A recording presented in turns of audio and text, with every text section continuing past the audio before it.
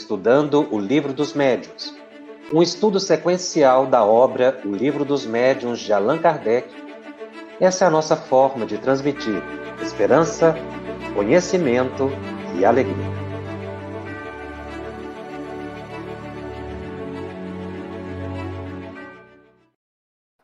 Olá, meus amigos e minhas amigas. Estamos iniciando mais um programa da série Estudando o Livro dos Médiuns aqui pela FEB TV.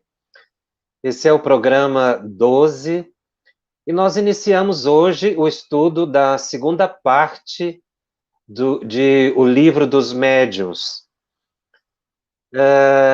Eu queria agradecer as palavras de incentivo e de carinho que temos recebido de várias partes do Brasil e de vários países do exterior, que tem dado estímulo, confirmada a participação. Nós queremos agradecer todos por essas manifestações. E eu dedico essas manifestações tão carinhosas e de apoio à equipe técnica, né, que organiza o programa, que teve a ideação dessa atividade, o Felipe e o Kleber, que estão aí nos bastidores, dando toda a sustentação, a coordenação da área de comunicação da Federação Espírita Brasileira. E este ano, 2021, é um ano especial, porque foi o ano, nós estamos completando este ano 160 anos de publicação de O Livro dos Médiuns.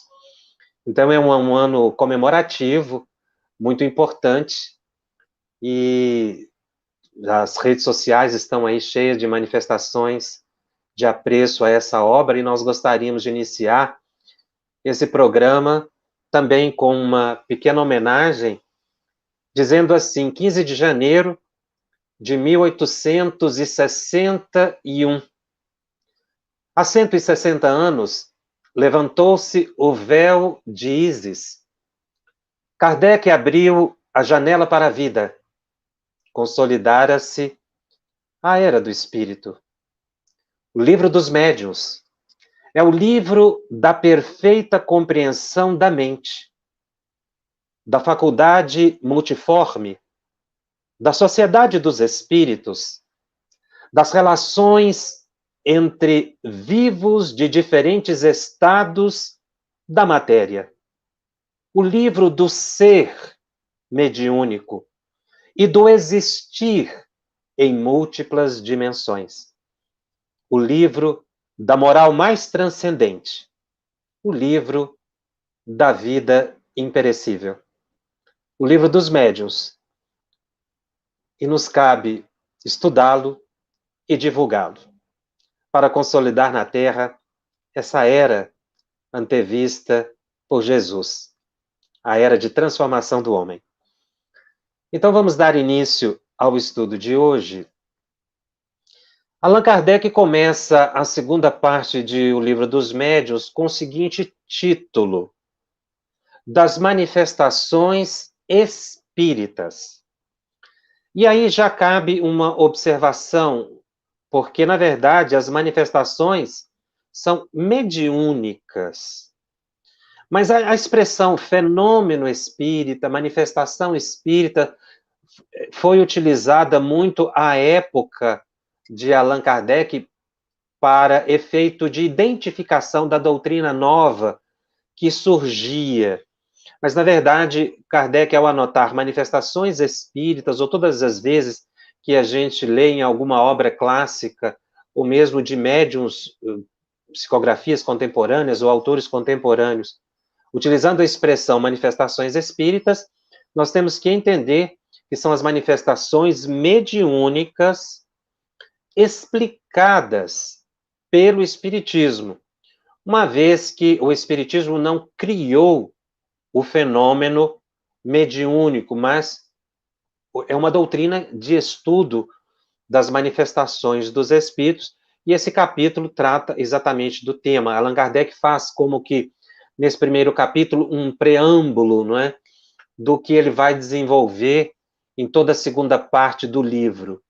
mas é um capítulo instigante, porque ele retoma algumas discussões que nós já até analisamos na primeira parte do nosso programa, nos programas anteriores. No item 52, Allan Kardec dita ou anota da seguinte forma: posto de lado a opinião materialista, porque ela está condenada pela razão e pelos fatos, ou seja, a opinião materialista, aquela que não acredita na sobrevivência dos espíritos e nem na possibilidade da comunicação, ela está condenada exatamente pela lógica e pela observação dos fatos. Tudo se resume, diz Kardec, em saber se a alma, depois da morte, pode manifestar-se aos vivos. Então, essa é a tese. Reduzida, assim, à sua expressão mais simples, a questão fica menos complicada. Essa expressão de Allan Kardec, no item 52, reduzida à sua expressão mais simples, é bem a evidência do método utilizado por Allan Kardec, desenvolvido por Augusto Comte, e que ele aprendeu também em Verdun, na Suíça, quando estudou com Pestalozzi, que era pegar um problema complexo e reduzi-lo em partes mínimas. Então, a Kardec trabalha toda a obra da codificação da seguinte forma: indo do simples para o complexo, do particular para o geral, da parte para o todo. Esse foi um método que ele utilizou porque facilita a pesquisa, a indagação. Então, ele reduz o problema. E aqui, ele tem uma visão reduzida do tema, que é exatamente a possibilidade da manifestação dos espíritos no plano material, ou seja, a ação dos espíritos no mundo corpóreo. E aí ele continua dizendo, caberia, antes de tudo, perguntar por que não poderiam, não é, os seres inteligentes que vivem em nosso meio, embora sejam invisíveis por natureza, por que eles não poderiam atestar a sua presença? Então, a lógica, a razão vai mostrar que isso é perfeitamente possível. Então, Kardec, ele faz um contraponto aqui com o materialismo, e é muito importante observar que o Espiritismo tem um compromisso de desestruturar o materialismo, no sentido de mostrar que não existe a matéria. Mas é muito bom lembrar também que o Espiritismo não é uma doutrina sectária. Embora ela discuta as ideias contrárias ao materialismo, ou tenha um posicionamento contrário ao materialismo, o Espiritismo não é contra os materialistas, o que é muito diferente. Porque o materialista de hoje é o estudante de amanhã. E muitas vezes ele não compreende por falta de conhecimento. Kardec coloca isso. A questão é da falta de conhecimento sobre a possibilidade de comunicação dos espíritos. Por falta de uma pesquisa, de um cuidado e de uma observação. E Kardec sustenta sempre a ideia, a simples razão diz que nada é absolutamente impossível, ou seja, na manifestação dos espíritos. Se muitos dizem que é impossível os espíritos se manifestarem, surge a contra-pergunta. Prove que os espíritos não podem se comunicar. Uma vez que há provas, não é, inúmeras da comunicabilidade dos espíritos. E Kardec sustenta essa discussão em duas teses que, de certa forma, uma ele já abordou na primeira parte, quando nós estudamos o capítulo o Maravilhoso e o Sobrenatural, os dois programas em que a gente discute isso. Kardec menciona que a crença na comunicabilidade dos espíritos existe em todos os povos e em todos os tempos. A própria intuição diz que se essa ideia ela é universal, é porque ela tem um fundo de verdade. E na época que nós estudamos, os companheiros poderão rever os programas os 2 programas sobre o capítulo maravilhoso e sobrenatural, nós tivemos a oportunidade de elencar fatos e fenômenos mediúnicos ocorridos em várias épocas, em várias nações. No Egito Antigo, na Índia do passado e atual, na China do passado e atual, na Polinésia, no Japão, nas Américas, os xamãs, os pajés, os profetas, todos esses atestaram a manifestação dos espíritos. Certas sociedades, como a China, o Egito, eles se estruturaram em torno da ideia da imortalidade da alma. A própria sociedade se construiu a partir dessa ideia. No Ocidente é que nós temos uma distorção nessa compreensão, muito em função das ideias materialistas e de um cientificismo que, de certa forma, virou os olhos para essa realidade espiritual, focando apenas no campo material. Nós não podemos dizer todo o Ocidente, não é? Porque nós temos o cristianismo no Ocidente, assim como outras culturas que têm as suas religiões expoentes, que endossam as manifestações dos espíritos. E o segundo argumento de Kardec é exatamente isso, ou seja, de que os testemunhos dos livros sagrados, diz Allan Kardec, e o testemunho dos pais da igreja sancionam, ou seja, confirmam a possibilidade da manifestação dos espíritos. Sem nos atentarmos a outras culturas, mas ficando na análise no cristianismo, nós vamos ver que a Bíblia, de capa a capa, ela é recheada de fenômenos mediúnicos. Então, a ideia da comunicabilidade existe milenarmente junto aos hebreus na cultura judaico-cristã.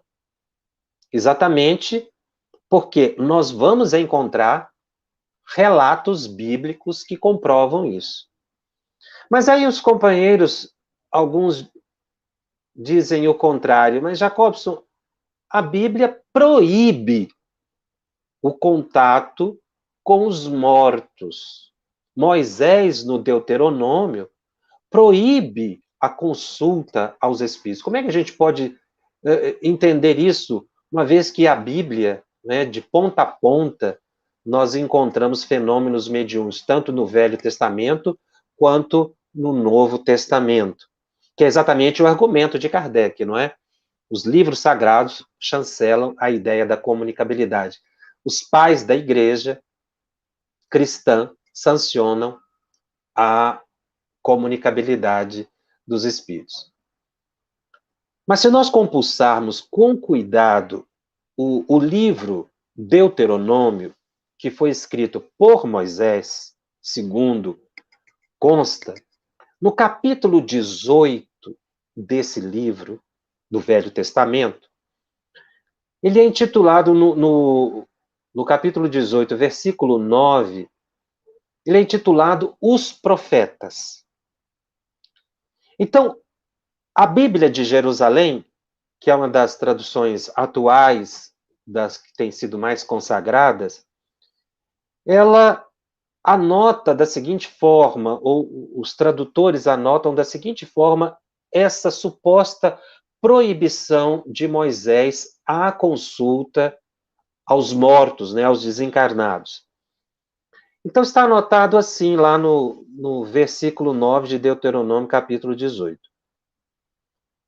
Quando entrares na terra que Yahvé, teu Deus, te dará, não aprendas a imitar as abominações daquelas nações.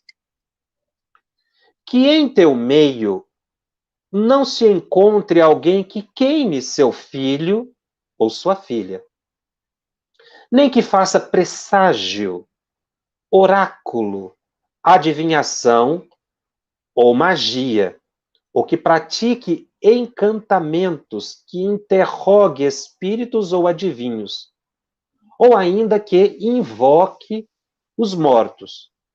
Pois quem pratica essas coisas é abominável a Yahvé.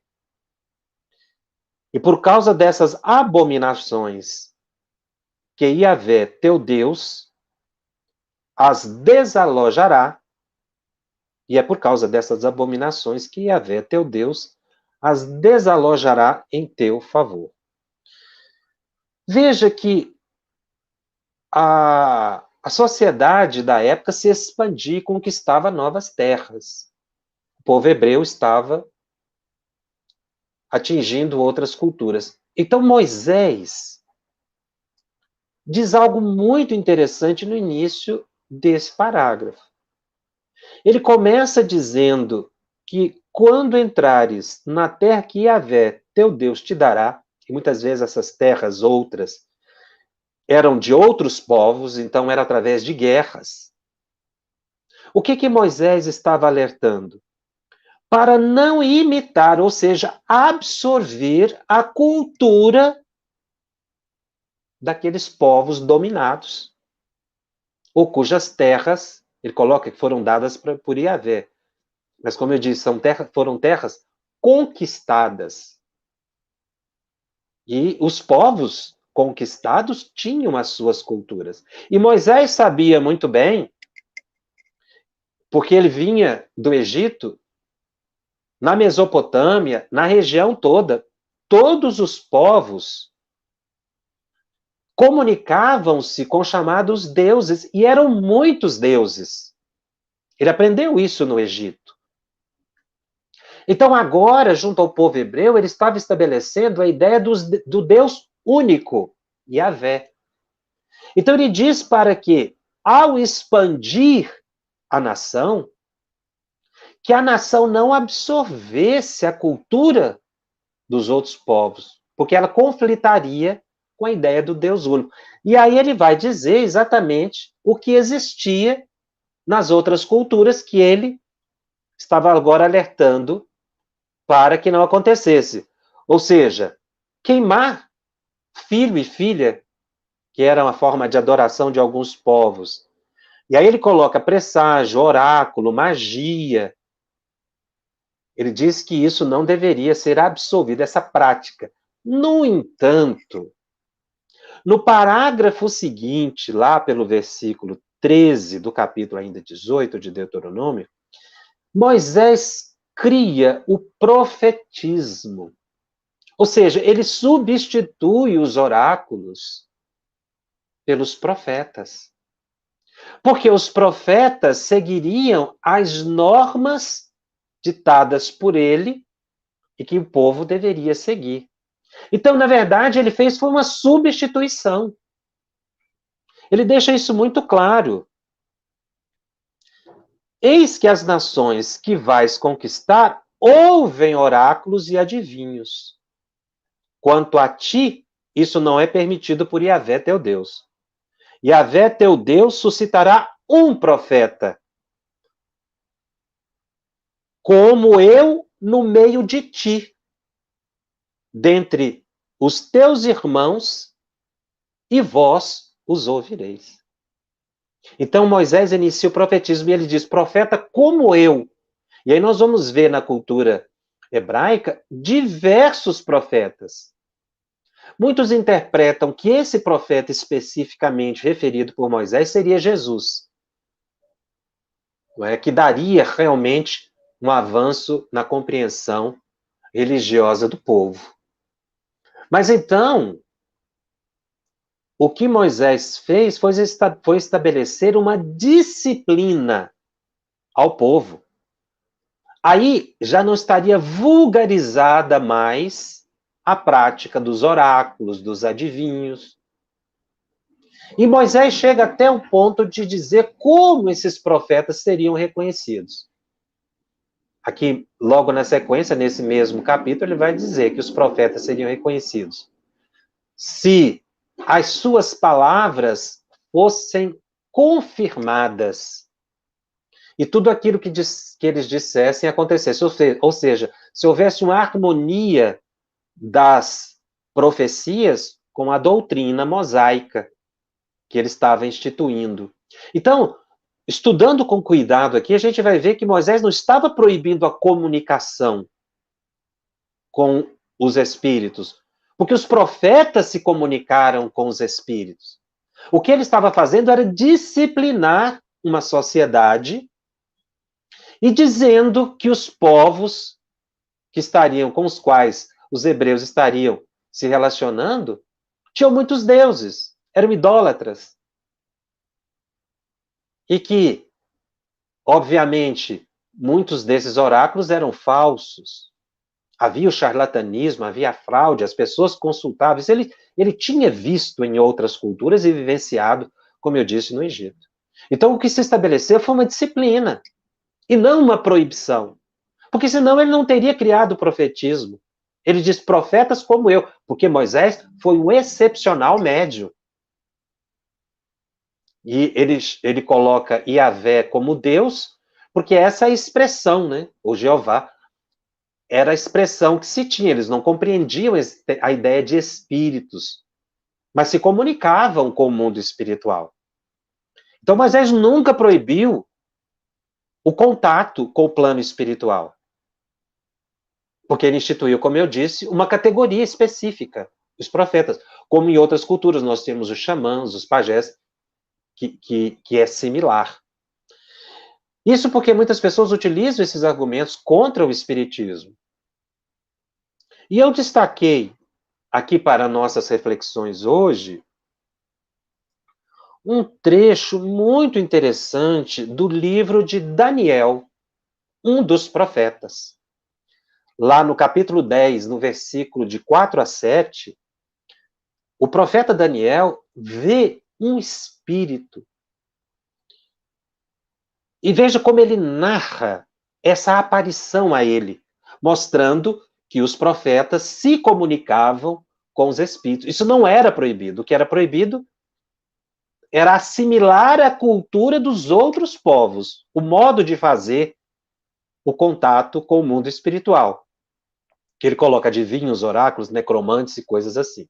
Aliás, fazendo um parênteses, nós temos até que tomar um certo cuidado, porque algumas traduções bíblicas colocam até que o Moisés estava proibindo espiritismo. A palavra espiritismo nem existia, ela foi criada por Allan Kardec. Por isso que nós mencionamos a Bíblia de Jerusalém, porque em outras traduções bíblicas colocam lá a proibição de consulta a médiuns e ao espiritismo.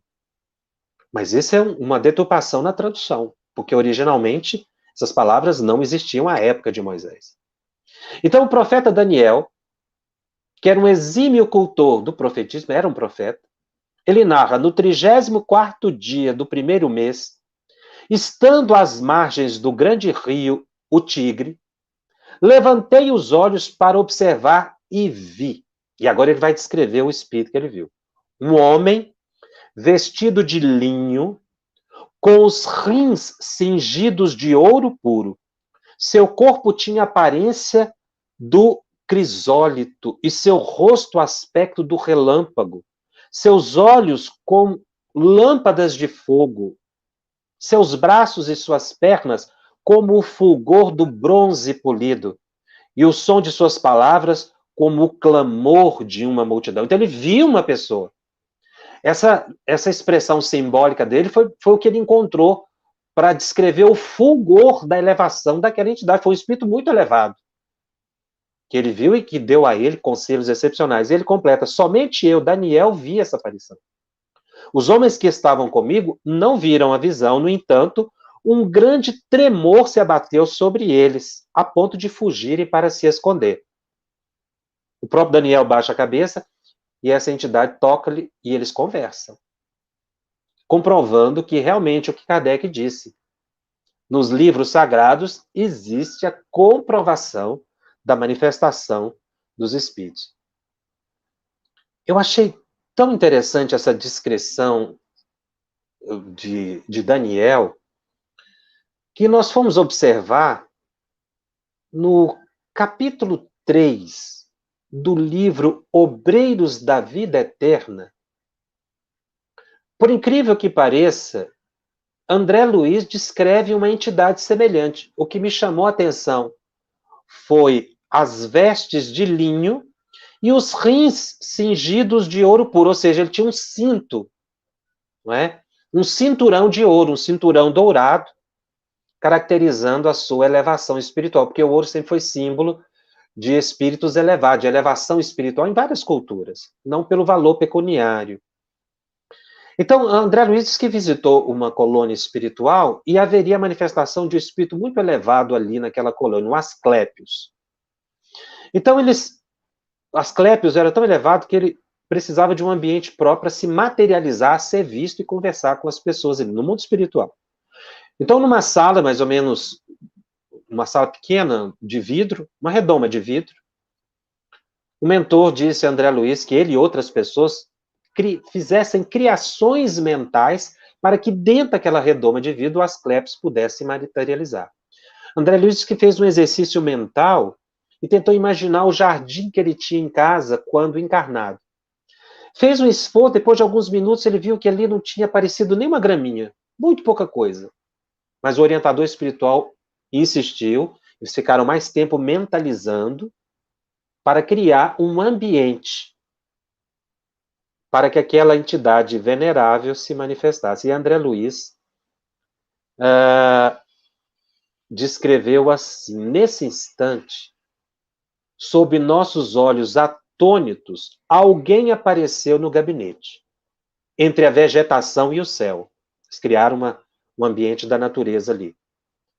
Semelhava-se a um sacerdote de culto desconhecido, trajando túnica lirial, fisionomia simpática de ancião, apresentava-se nimbado de luz indescritível, e seu olhar nos mantinha extasiados e presos. Parece que é o próprio Daniel falando.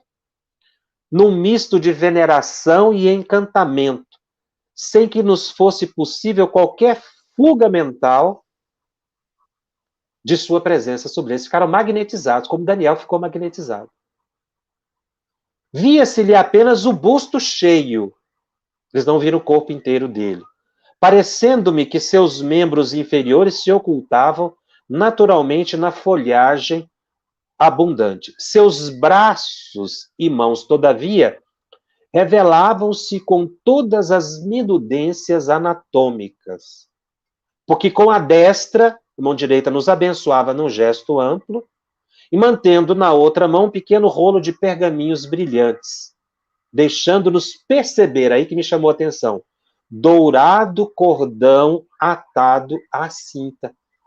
Nos parece que esse espírito, aí uma ilação nossa, não é?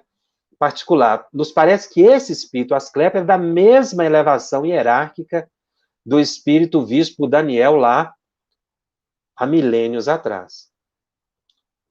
Asclépios conversa com as pessoas e André Luiz, curiosamente, pergunta quem era esse Asclépios.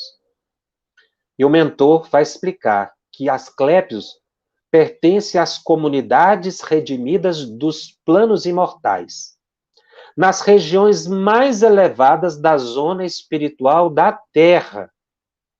E aí ele utiliza uma expressão muito interessante para o nosso estudo. Vive muito acima de nossas noções de forma. No programa último que nós fizemos antes do recesso, nós estudamos os fluidos, o pensamento, a psicometria, o perispírito. Muitas pessoas ficaram com dúvida em relação à forma dos espíritos. Veja que aqui André Luiz diz que há uma categoria de espíritos que vive muito acima de nossas noções de forma. Já perdeu todo o contato com a crosta terrestre. Por isso é que ele só podia materializar num ambiente como aquele. Mas o Asclépios não é dos espíritos mais elevados. Nós podemos dizer que o Asclépios seria como que um dos pais da humanidade, uma faixa de espíritos superiores. E aí ele vai dizer que o Asclépios, André Luiz pergunta se o Asclépios ainda poderia reencarnar na Terra. Veja o que respondem a André Luiz. Ele poderá reencarnar, sim, em missão de grande benemerência, se quiser. mas há intervalos de 5 a 8 séculos entre as reencarnações. Então, de 500 a 800 anos, entre uma encarnação e outra. Ele não poderia reencarnar antes, dada a sua elevação. O Asclepios faz parte desse grupo de mentores da humanidade terrestre. Para nós vermos a relação, ou a interpretação até que o Espiritismo dá, os Espíritos dão, de um aspecto como esse, de um espírito extremamente semelhante, né, pela vestimenta e pela luminosidade definida pelo profeta Daniel e descrito por André Luiz no livro Obreiros da Vida Eterna, capítulo 3. Mas voltando à tese de Allan Kardec, de que nos livros sagrados, e estamos utilizando a Bíblia, constam manifestações de espíritos abundantemente, e a propósito da chamada proibição de entrar em contato com os espíritos, supostamente, como nós vimos, uma questão interpretativa de que Moisés teria proibido, e a nosso ver ele não proibiu, ele criou o profetismo, como eu acabei de dizer, nós vamos encontrar no primeiro livro de Samuel, também no Velho Testamento, no versículo 28, uma narrativa muito interessante. Saul se tornou rei de Israel. Qual foi a primeira providência de Saul? Foi cumprir o Deuteronômio. Expulsou do meio do povo hebreu todos os oráculos, adivinhos e necromantes. Ele mandou proibir. Quem aparecesse ali, segundo a narrativa bíblica, seria morto. Só permaneceram os profetas. Isso no reinado de Saul. Só que aconteceu algo muito sério com a nação israelita no reinado de Saul. Israel foi cercada pelos filisteus. Estava prestes a tombar numa guerra terrível. E Saul ficou completamente desorientado, ele não sabia o que fazer. E narra que Saul buscou a inspiração pessoal, não teve orientação de Yahvé. Esperou que Yahvé lhe respondesse o que fazer diante dos filisteus por sonho. Ele também não teve nenhum sonho. Para vocês verem que havia comunicação. E Saul também buscou os profetas da comunidade dele. E nenhum profeta revelou, em nome de Yahvé, o que deveria ser feito para vencer o cerco dos filisteus. O que Saul fez? Mandou buscar uma pitonisa na cidade de Endor, a famosa pitonisa de Endor. E ele se disfarçou e foi até a pitonisa para ver se ele obtinha alguma orientação.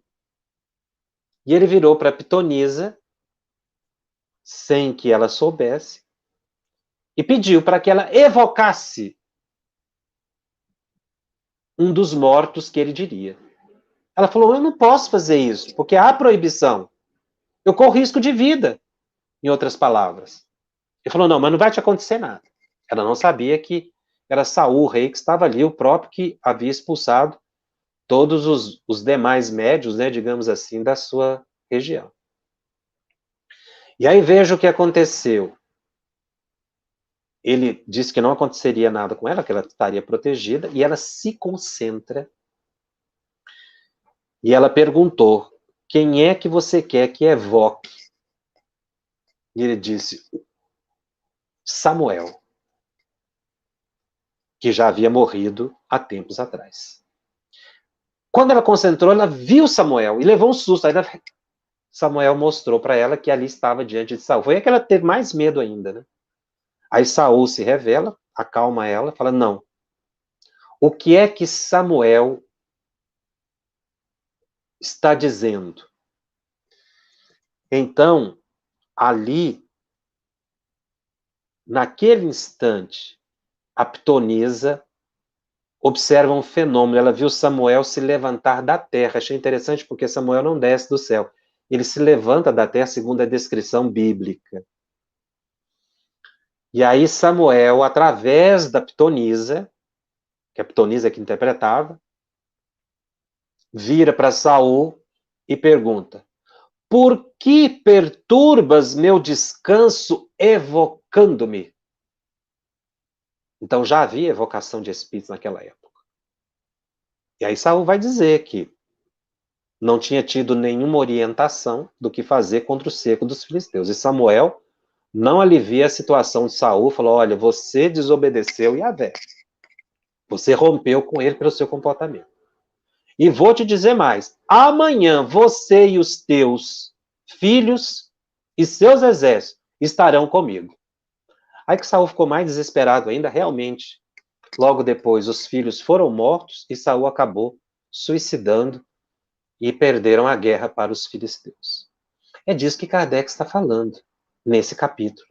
Ele fala também dos pais da igreja. Aí nós vamos ver, por exemplo, Santa Teresa de Ávila, que entrava em êxtase e em estado de alteração da consciência via os espíritos, né, os anjos. Joana d'Arc, que foi orientada por entidades elevadas.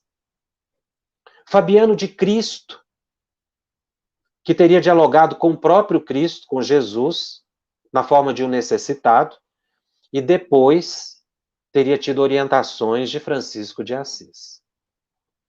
Então, embora eu citei a Bíblia de Jerusalém, mas embora existam outras Bíblias, nós vamos ver que as traduções são mais ou menos semelhantes. A narrativa é essa aí do encontro de Saul, que evoca Samuel através da pitonisa de Endor.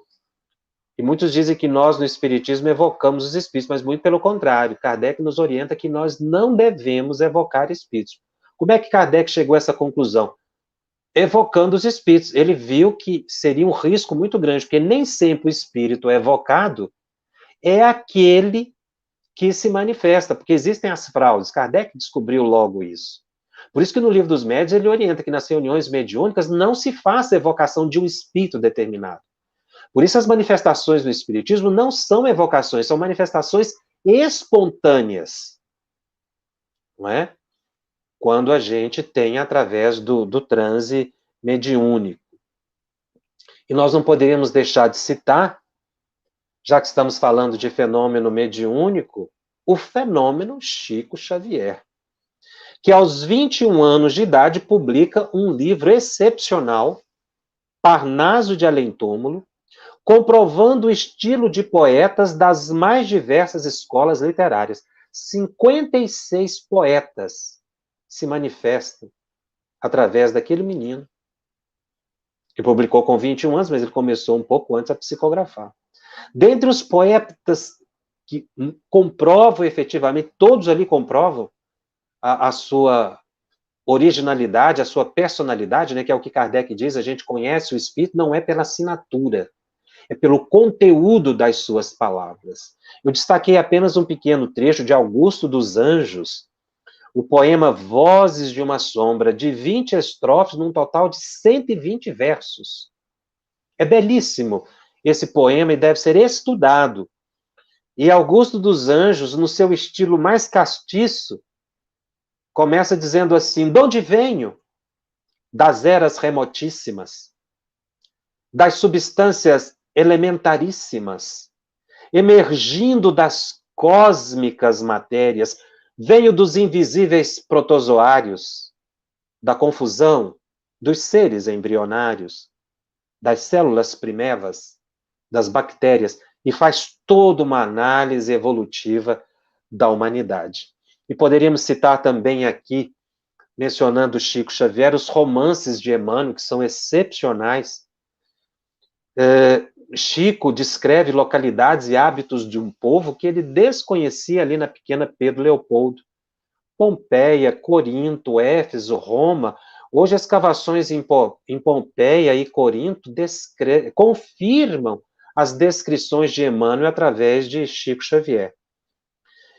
E um dos fenômenos mais instigantes, que chama muito a atenção em Chico Xavier também, da sua vasta psicografia, são as psicografias de jovens desencarnados que consolam os familiares, e um livro ficou muito famoso chamado Somos Seis, em que uma jovem desencarnada no incêndio de um grande edifício na cidade de São Paulo, capital do estado de São Paulo, no Brasil, no edifício Joelma, um edifício muito alto, no dia 1º de fevereiro de 1974, houve um incêndio que chamou a atenção de todo o país, e logo depois uma das desencarnadas nesse incêndio, a Volquimar, se manifesta e dá uma mensagem belíssima, descrevendo os últimos momentos, mas consolando a família, dando perfeita identidade dela, não pela assinatura, porque o Chico tinha essa habilidade, inclusive, de poder comparar a assinatura com a carteira de identidade, mas principalmente pelo conteúdo. O espírito é revelado pelo conteúdo e não pela assinatura.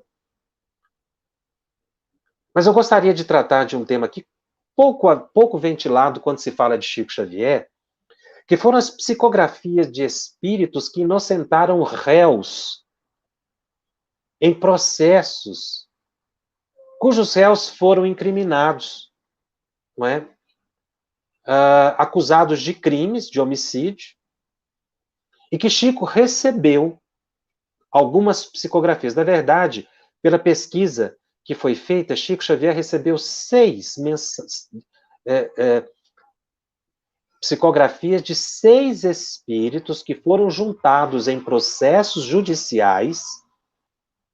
Então, em 6 processos judiciais foram juntadas mensagens de Chico Xavier que serviram de base para inocentar réus aqui no Brasil. Um dos casos mais famosos foi o que aconteceu em Goiânia, aqui, no meu estado, na capital, né, do meu estado, Goiás, aqui em Goiânia, e que foi tratado no filme Chico Xavier, que foi o ocorrido em 8 de maio de 1976, quando brincavam com um revólver, que os meninos, né, os jovens, imaginavam estar sem munição, e o José Divino Nunes, de 18 anos, atira no melhor amigo dele, o Maurício Garcês Henrique, com 15 anos de idade. E esse fato foi muito estudado, né, porque o juiz, o magistrado, Dr. Orimar Bastos, eu conversei com o Dr. Orimar Bastos, pessoalmente, para saber o que tinha motivado ele utilizar uma psicografia do Chico e inocentar o José Divino do crime. Então, o doutor Orimar, conversando comigo, nós chegamos a fazer um seminário juntos sobre o tema, ele disse que, na verdade, foi um conjunto probatório, não foi só a psicografia do Chico.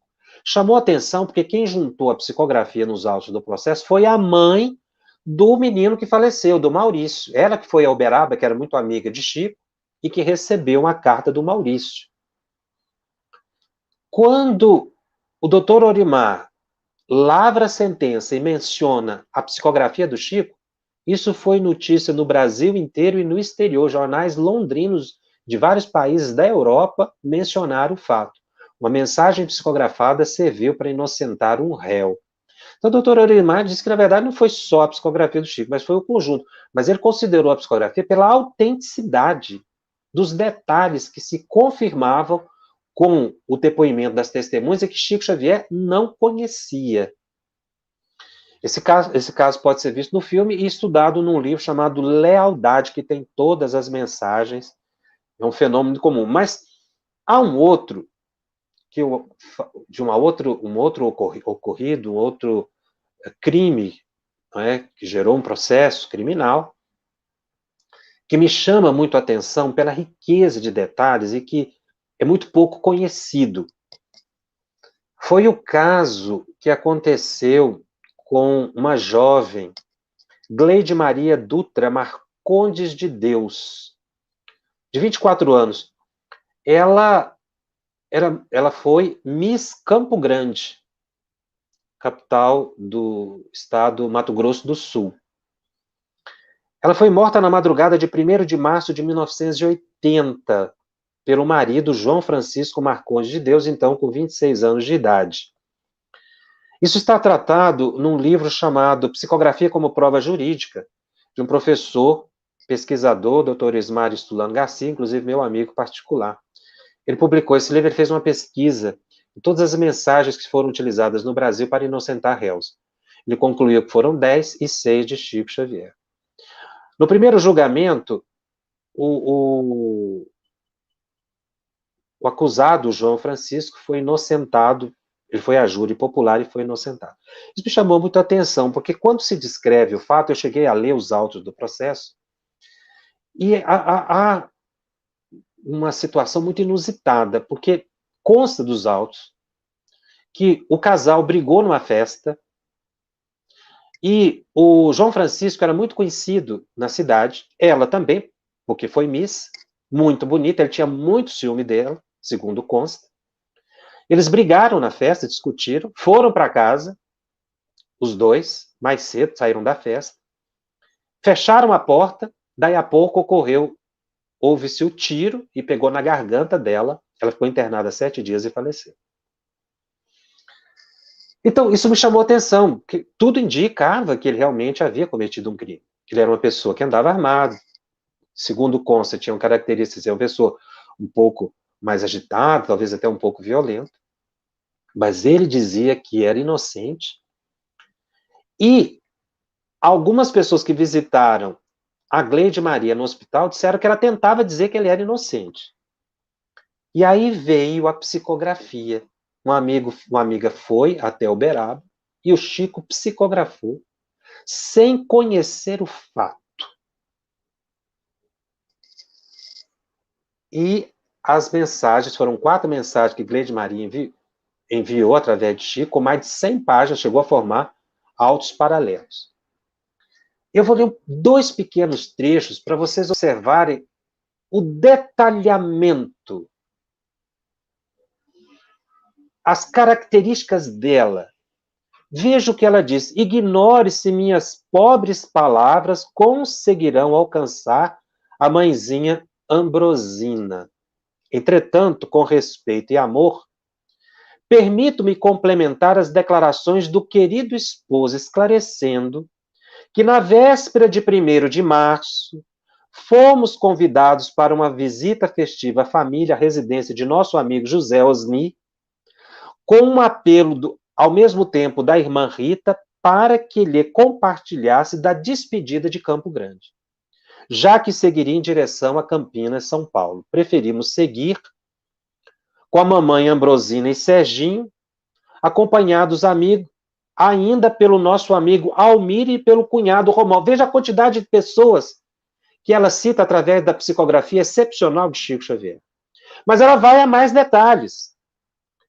Então, nós fomos rumo à moradia de João Osni. Acontece que, por dificuldades no serviço, o João não pôde nos seguir de pronto. O marido, ele chegou depois. Mas se reuniria a nós para as alegrias dos amigos que nos esperavam. E veja bem, olha o que ela escreve através de Chico. Na festa íntima, ele e eu cuidávamos dos churrasquinhos e cooperávamos no contentamento. Gente, o Chico anotar isso, até o que eles estavam fazendo na festa. Foram muitos detalhes. Eu li as 4 mensagens, é excepcional. Ela diz que a certa altura, no hospital, ela tentava dizer, mas como o tiro tinha pego a garganta, ela não conseguia dizer de que o marido era inocente. No primeiro julgamento, ele foi absolvido da acusação de homicídio doloso, aquele com intenção de matar, porque ela descreve que, na verdade, quando ele foi tirar o revólver da cintura, o gatilho ficou preso no cinturão e o tiro disparou acidentalmente. Ele não teve a intenção. Foi no gesto de tirar o revólver da cintura que a bala saiu e pegou na garganta. Então ele acabou sendo, pelo júri popular, inocentado. O Ministério Público recorreu, houve o segundo julgamento, e ele foi condenado por homicídio doloso, foi desclassificado de homicídio com intenção de matar, o doloso, para culposo, que foi o acidental. Enfim, são essas as comprovações que Kardec diz assim: teria sido preciso o ceticismo, né, ou seja, duvidar de tudo, e o materialismo do nosso século, para que fosse lançada ao rol de ideias supersticiosas fatos como esses que nós citamos. Da Bíblia, 2 eventos excepcionais, da psicografia de Chico Xavier, e na próxima semana eu vou trazer mais informações sobre esse capítulo, é um capítulo muito importante, da ação dos espíritos na matéria, onde vamos estudar, continuar estudando aqui Allan Kardec, enriquecido pelas vidências de Ivone do Amaral Pereira, porque eu notei que no programa anterior ocorreram muitas dúvidas sobre essa questão de forma, né? Você vê aqui na descrição de André Luiz, o espírito, a certa elevação, ele perde essa preocupação com a forma. Então, são espíritos luminosos, que a gente nem sabe que forma efetivamente eles têm, mas quando se materializam, tem a forma humana, que é o que Kardec vai bater bastante nesse capítulo, e nós vamos continuar na semana que vem. Eu vou ficar por aqui para ver se nós temos algumas perguntas. Várias perguntas. Jacob, você acha que hoje ainda se torna necessário, por misericórdia, que ocorram manifestações mediúnicas para a consolação dos que vivem confusos com informações contraditórias?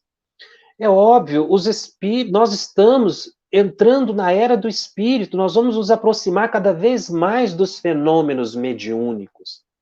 Certa vez, a propósito dessa questão que você coloca, informações contraditórias, me perguntaram se o Espiritismo era contra as chamadas cartas consoladoras, como é a expressão que tem utilizado agora para essas mensagens. Eu tive a oportunidade de dizer e reafirmo, o Espiritismo nada tem contra as mensagens que consolam vindas de desencarnados para consolar as famílias. O que o Espiritismo alerta é contra as fraudes, que muitas vezes acontecem. Não tem nada contra, pelo contrário. Chico trabalhou muito com essa atividade, mas há uma diferença que a gente observa muito entre Chico e os demais médiuns. O trabalho com as cartas psicografadas que levavam consolo à família, efetivamente consolavam. Às vezes a família recebia uma carta, uma mensagem, e a família se consolava. Hoje a gente vê que tem famílias que ficam atrás de médicos que viajam o Brasil inteiro, recebem 10, 15 cartas e nunca se consolam, nunca saem do luto. Por quê? Porque falta conteúdo consolador, efetivo. Dão meras informações que não resolvem o problema. A pessoa não sai do luto. Não era o que acontecia com o Chico. E outra coisa que nos chama a atenção. Esse trabalho é muito penoso de psicografar cartas de familiares desencarnados para os que ficaram. Você vê a riqueza de detalhes que eu mencionei aqui de Chico Xavier. Até utilizado como prova no judiciário. Pela qualidade. Mas não basta dizer, olha, fulano de tal é inocente, não. Porque é o conjunto probatório. E outra coisa, os detalhes desconhecidos de Chico. Essa foi a última atividade que Chico realizou depois de ter psicografado livros excepcionais.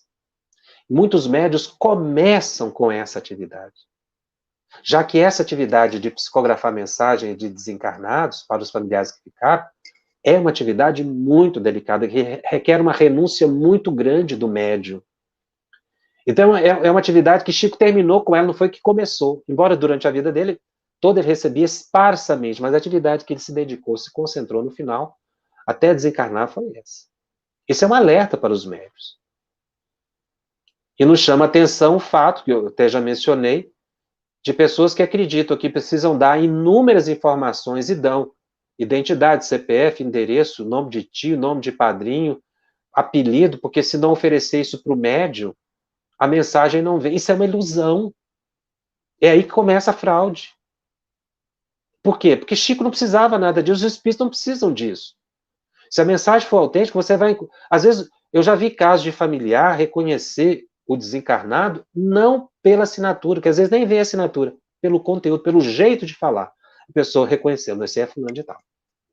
Que é a tese de Kardec. A gente conhece o espírita pelo conteúdo. Isso é um alerta muito grande para quem interpreta mensagens mediúnicas, e hoje a internet está cheia de mensagens falsas que induzem a credulidade, inclusive instigando o medo em relação ao Covid. Tem uma pergunta aqui que fala sobre a questão do Covid, né? Mensagens alarmistas, e que a gente tem que tomar muito cuidado, porque os espíritos superiores nunca nos levam ao medo, mas à esperança.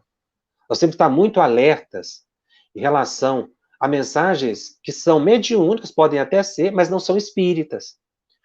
Não provém de espíritos elevados. Você vê que o conteúdo é singelo e às vezes até contradiz, conflita com a doutrina espírita. É essa ação dos espíritos sobre a matéria que Kardec vem nos esclarecer a partir da introdução da segunda parte do Livro dos Médiuns. Por isso que nós precisamos estudar muito mediunidade, para não sermos levados pela ilusão que Moisés orientou. Cuidado com aqueles que são fraudulentos e que a gente importa, não é? Traz para dentro da nossa cultura, que é o que Moisés queria dizer. Ele não proibiu os espíritos, ele não podia proibir os espíritos, ele mesmo conversava com os espíritos, ele se colocava como profeta. Estimulou o profetismo, a partir dele surgiram vários profetas excepcionais, como esse que eu descrevi de Daniel, a evocação de Saul. Quer dizer, o espiritismo vem para explicar o fenômeno. Por isso que nós precisamos estudar muito mediunidade, para entender esse fenômeno que é da natureza de todos os tempos e de todas as religiões. Não é um problema do espiritismo. Então, nós precisamos ficar atentos. Olha, tem muita pergunta aqui, mas eu vou esperar todos vocês. Podem repetir as perguntas no grupo do Telegram. O Telegram já está aberto aí para vocês fazerem as perguntas. Nós vamos responder todas. Nós queremos agradecer a participação de todos os componentes do grupo do Telegram. Já somos quase 1000 participantes do grupo. Então, quando a gente posta uma resposta, todo mundo consegue ler a pergunta e a resposta, a gente esclarece as dúvidas que surgiram aqui na pergunta. Algumas perguntas aqui sobre a tradução da Bíblia de Jerusalém. A Bíblia de Jerusalém é uma das boas traduções, é pela editora Paulus mesmo. Essa é a editora. Não é? O Jean pergunta aqui, onde é que Kardec diz que no Espiritismo não faz evocação? Ele orienta no próprio capítulo das evocações. Quando você estuda as evocações, ele vai explicar o risco das evocações. Quando ele fala de misticismo, de mistificação das obsessões, no próprio Livro dos Médiuns, Kardec fala que nós devemos tomar muito cuidado em evocar especificamente um espírito. Não, agora eu quero que manifeste aqui Bezerra de Menezes. Ele vai explicar lá no Livro dos Médiuns, no capítulo, em que você não pode dizer se o doutor Bezerra tem tempo, se ele está autorizado e se o grupo tem condições de receber. Nós estamos caminhando para o final do nosso programa de hoje. Esse assunto vai continuar na semana que vem, eu vou trazer outros relatos mediúnicos, né? E queremos recordar aos amigos que o estudo de hoje está disponível em podcast, no canal da FEB, no Spotify. E nas demais plataformas de áudio streaming, vocês poderão assistir ou ouvir novamente as explicações. Os nossos encontros semanais ficam gravados aqui na FEB TV, disponíveis gratuitamente. Divulgue, compartilhe para aqueles que não puderam assistir conosco aqui ao vivo. E você tire as suas dúvidas sobre mediunidade através do Telegram. O endereço é @FebTV_médiuns. E fique atento aí à programação variada da FEB TV.